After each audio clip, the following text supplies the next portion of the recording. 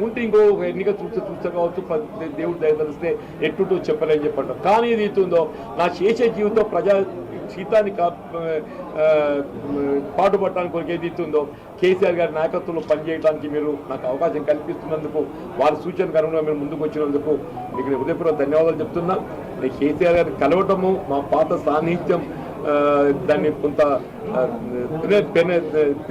ఎదురుంటారు కదా నెమరు వేసుకోవడానికి కొరకు అని చెప్పి అంటారు. మా పాత సాన్నిహిత్యం వద్ద నెమరు వేసుకోవడానికి కొరకు వారికి కలవాలని కోరుతున్నా. అంతే తప్ప ఏదైతే పార్టీలో చేరడం అనేది నేను ఆల్రెడీ ఎక్స్ప్రెస్ డే పార్టీలో బీఆర్ఎస్లో చేరుతున్నా అని చెప్పని నేను ఆల్రెడీ ఎక్స్ప్రెస్ డే చెప్పాను.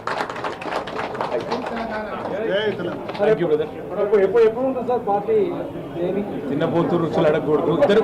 పెద్దవాళ్ళు ఇద్దరు కలుసుకున్న తదుపరి కార్యాచరణ ఇప్పుడు వారి నిర్ణయం ప్రకటించారు. పార్టీలో చేరడం లాంఛనంగా చేరుతాను. కేసీఆర్ గారిని కలిసి కేవలం మా స్నేహానికి సంబంధించిన కొన్ని జ్ఞాపకాలు నెమరేసుకోవడానికి అని చెప్పారు. ఇక పెద్ద నిర్ణయం చెప్పేసారు. మిగతా వార్తలు మీరు తర్వాత రాస్తారు. అవన్నీ మీరు అడగకూరి బ్రదర్. పెద్దవాళ్ళు ఇద్దరు మాట్లాడుకొని అన్ని విషయాలు ప్రకటిస్తారు. వాళ్ళిద్దరు మీరు తినబోతు రుచులు అడగకూడదు. మీరు తొందరపడకుండ్రి. ఇప్పుడు వారిద్దరికి ఉన్న అనుభవం అంత కాదు నా వయస్సు కాబట్టి వారిద్దరు కలుసుకున్నాక పెద్దలు వారి నిర్ణయం ప్రకటిస్తారు. ప్రకటించిన దాని తదుపరి వారు ఏ నిర్ణయం ప్రకటిస్తే దాన్ని శిరసావహించడం, దాన్ని అమలు చేయడం మా బాధ్యత. వర్కింగ్ ప్రెసిడెంట్ అంటే పెద్దలు కేసీఆర్ గారు అప్పయిన వర్క్ను సమర్థవంతంగా చేయడం అంతేనా?